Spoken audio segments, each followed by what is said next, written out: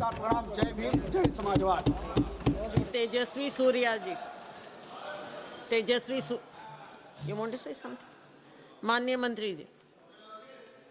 जी, एक अनाउंसमेंट मुझे करना है, उसके लिए मैं खड़ा हुआ।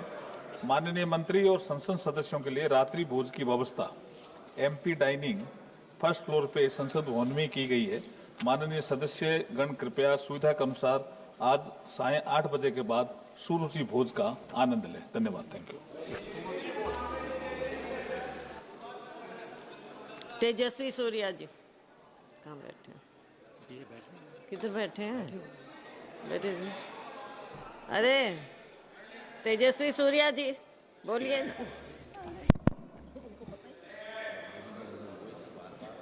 थैंक यू स्पीकर मैम, आपने मुझे इस महत्वपूर्ण चर्चा में बात करने के लिए मौका दिए हैं।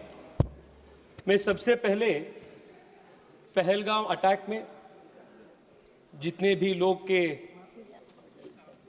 शहादत हुए हैं उन सब के प्रति मैं संवेदना व्यक्त करता हूं।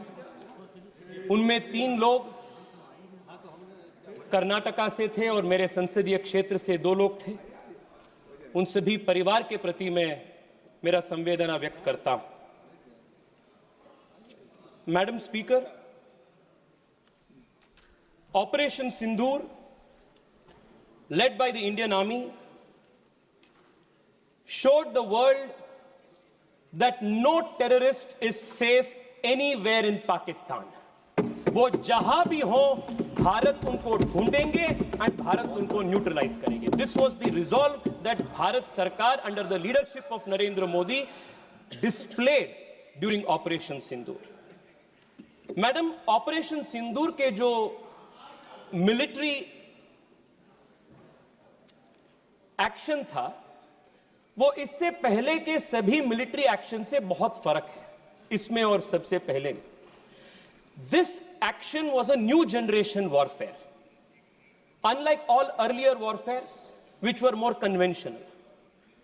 In this we had foreign supplied drones, unmanned aerial vehicles, precision guided missiles, electronic warfare, a deceptive information warfare. ये सब चल रहा था। And the strength of the Indian armed forces was proved to be second to none in the world, because 80% of Pakistani weapons are imported from China, and it was India's air defense systems that had the ability to pierce through these Chinese defense systems, and we could reach our targets, the intended targets, in a precise way.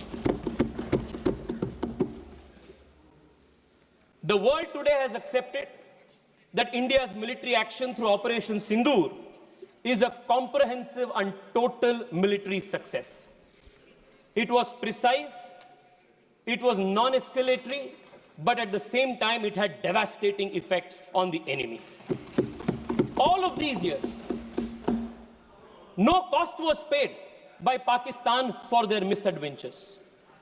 But since 2014, the new normal has changed, and if Pakistan dares to attack India, they will have to not bear the brunt of one eye for both the eyes, not one tooth for another tooth, but both the eyes for one eye, the whole jaw for one tooth. This is the new normal that Bharat has established. Madam Speaker, इससे पहले जब भी Bharat military effort के माध्यम से achievement हासिल किए थे, हम डिप्लोमैटिकली ऑन द डिस्कशन टेबल हमने उसको स्क्वैंडर कर दिए थे। कई सारे उदाहरण इतिहास में 1948 में, जिसका उल्लेख कई बार आया, our armed forces had breached the LOC, and all of what is today known as Pak-occupied Kashmir was in our control. But it was this Congress party and its leadership of that time that surrendered all of Pak-occupied Kashmir. What military achievement we had gained, we squandered on the diplomatic table. 1965 में भी वही हुई, 1971 में भी वही हुई. But the difference this time is the military achievement that we achieved in Operation Sindoor was crystallized and strengthened through our diplomatic onslaught that was led by the multi-party delegations and effectively led by the Prime Minister and the External Affairs Minister. मैं आपको एक उदाहरण देना चाहता हूं. आज United states of America ने TRF को डेसिग्नेटेड टेररिस्ट ऑर्गेनाइजेशन के रूप में प्रोस्क्राइब कर दिया है. मैं उस डेलीगेशन में पार्ट था जिसमें शशांक जी भी मेरे साथ थे, शशि जी के नेतृत्व में. हम कोलंबिया में थे. Colombia had given a statement in support of Pakistan. After our intervention, Colombia withdrew its statement and gave a statement in favor of India. Every country in the world which matters has stood with India. This is the diplomatic strength that has been gained. Madam Speaker, मुझे परशुराम जी की एक युक्ति याद आ रहा है. उन्होंने कहा था, अग्रतश्चतुरो वेदाः पृष्ठतम सशरम धनुः इदम ब्राह्मम इदम क्षात्रम शास्त्रादपि शरादपि. उसी प्रकार से आज भारत डिप्लोमैटिकली हो, मिलिटरीली हो, दोनों युद्ध में तैयार है. And we are ready to win at the diplomatic front, we are ready to win at the military front. Madam speaker, आज जितने भी कांग्रेस के अपने साथियों से भाषण हमने सुने, बहुत अजीब लग रहा था मुझे, क्योंकि कांग्रेस पार्टी का नेता चेंज होते हैं पर कांग्रेस पार्टी का नीति वही है. 1947 से लेकर आज तक कांग्रेस पार्टी के जो कंसिस्टेंट पॉलिसी है वो भारत को और भारत के सशस्त्र बल को सिस्टमैटिकली और डेलिबरेटली वीक करने का एक पॉलिसी है. इसका उदाहरण मैं देना चाहता हूं. At the very beginning of our independence, at the dawn of this nation, as an independent country, Pandit Nehru ji की एक स्टेटेड पॉलिसी थी कि भारत को आर्मी का जरूरत ही नहीं है. जनरल लॉकहार्ट के पास बैठते हैं और नेहरू जी बात ये बोलते हैं कि rubbish, total rubbish, no plans of modernisation of army is required. India का policy is ahimsa. We don't need the army, police will do its job. ये नेहरू जी की सरकार की स्टेटेड पॉलिसी थी. And this did not remain isolated in 1947. When A.K. Anthony ji was the defense minister, it was the stated policy. Madam, my party has allotted me 15 to 20 minutes time. Please give me the time given by my party. Madam, they had a deliberate policy of not building border infrastructure. और देश के army में जाति गणने का काम भी Congress party ने किया था. और मैं बैंगलोर से आता हूं और बैंगलोर के HAL हो, DRDO हो, ऐसे कई सारे इंस्टीट्यूशंस को डेलिबरेटली इन लोगों ने वीकन किए थे. 10 साल पहले HAL के पास ऑर्डर बुक्स नहीं था. आज HAL के पास 1 लाख करोड़ रुपए से ज्यादा order books make in India के नरेंद्र मोदी जी के मेड इन इंडिया के कारण के वजह से है. It was a deliberate consistent strategy to weaken the armed forces. Madam, Rafale की बात हो रही थी. The country remembers how the leader of the opposition in an extremely irresponsible fashion tried to derail the acquisition of the all-important Rafale, and they also tried to derail the acquisition of Tejas into the armed forces. If it was not for our defense minister Manohar Parrikar, today LCA Tejas would not have been a reality in this country. They had tried to kill all of these made in India defense projects. Madam, 3 साल पहले general Bipin Rawat ji ने एक बहुत महत्वपूर्ण कार्यक्रम में देश को बताया था that India should be ready to face a 2.5 front war. मैं आज इस देश को इस महत्वपूर्ण सदन से बताना चाहता हूं कि दिस 0.5 फ्रंट जो है वो कांग्रेस पार्टी और इसके इकोसिस्टम है जो भारत के अंदर से भारत को खोखला करने के लिए काम कर रहे हैं. और मैं बहुत जिम्मेदारी के साथ ये बात कह रहा हूं मैडम, और मैं तथ्य के साथ इसको प्रूव करूंगा.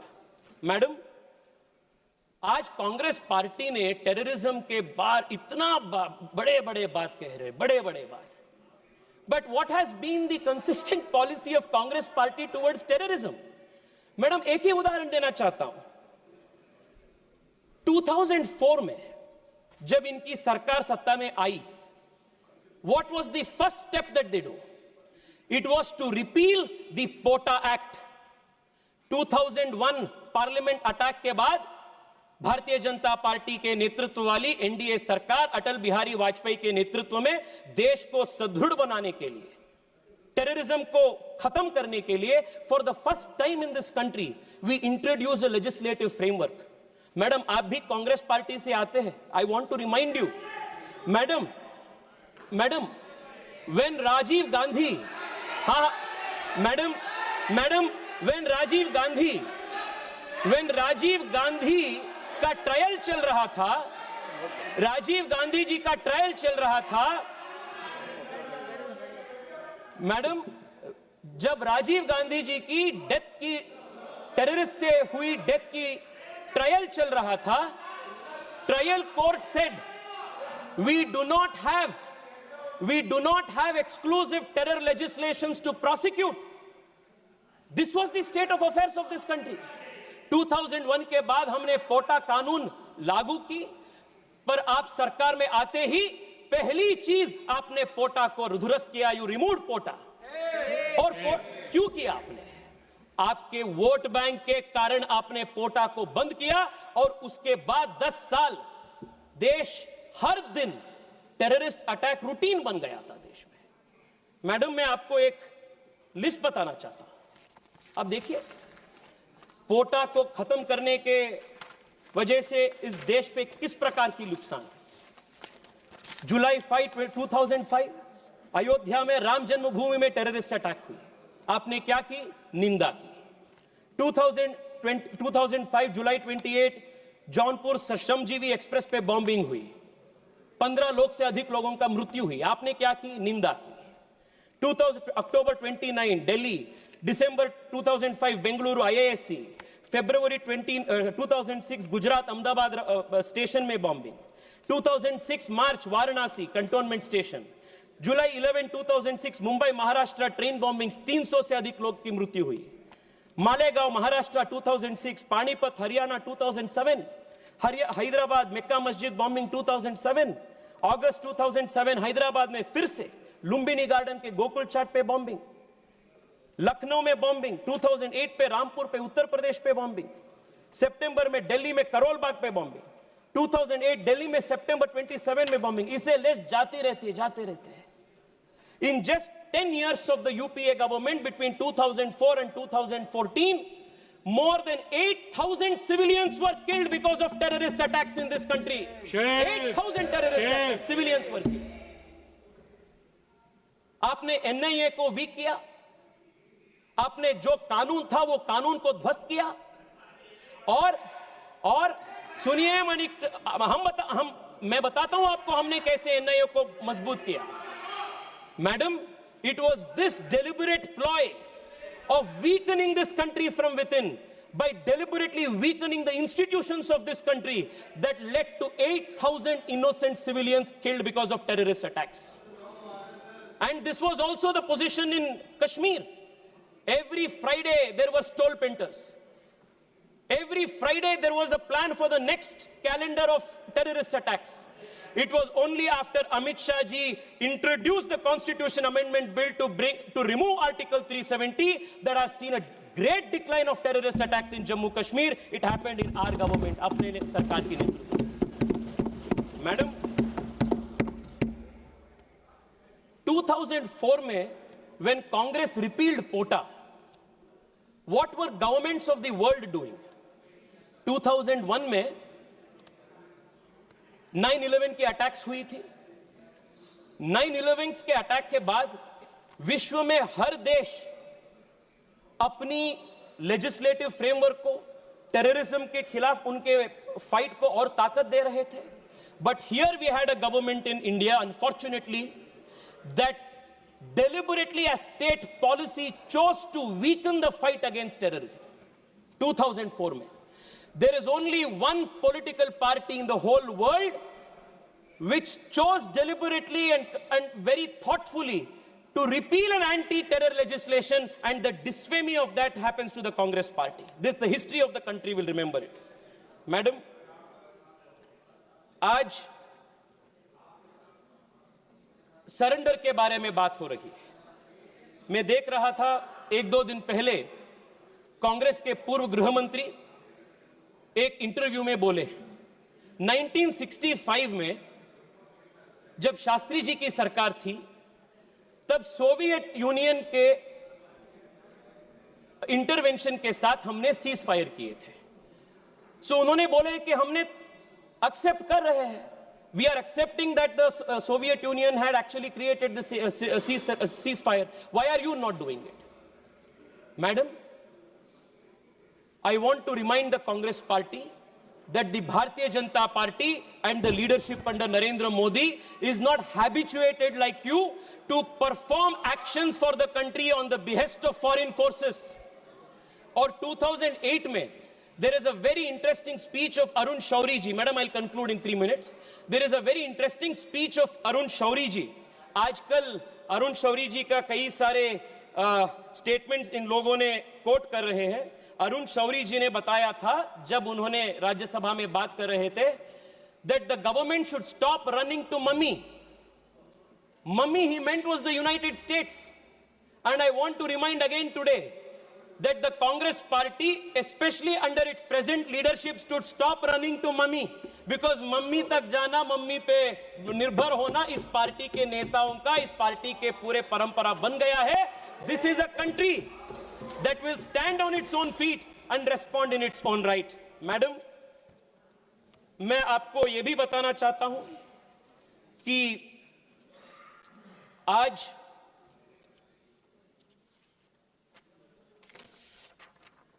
देश के प्रधानमंत्री जी के फॉरेन पॉलिसी के ऊपर बहुत बड़ा क्वेश्चन ऑपोजिशन ने उठा रहे हैं। And in a very shameful manner, in a very irresponsible manner, the leader of the opposition is using and coining the word surrender and surrender.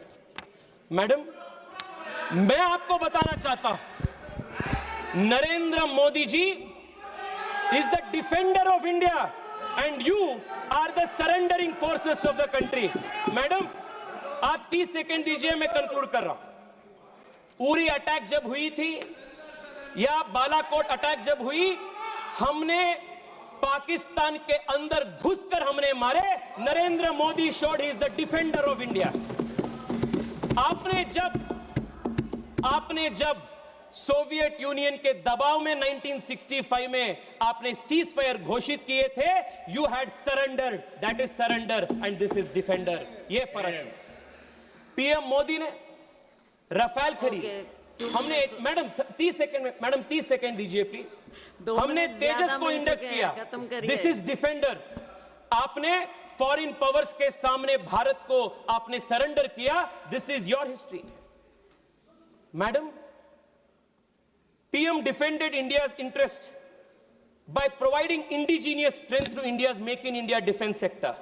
You surrendered it to China and other adversaries, including important emerging technologies like 3G and 4G.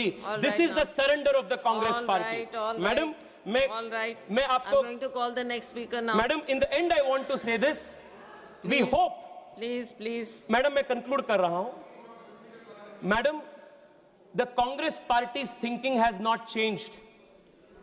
2001 में terrorist attack parliament में होने के बाद Congress party के पूर्व गृह मंत्री चिदंबरम जी ने कहे थे, madam 1 second, hear this out, he had said, I will give a benefit of doubt to Afzal Guru, and I doubt if he was involved in the terrorist attack.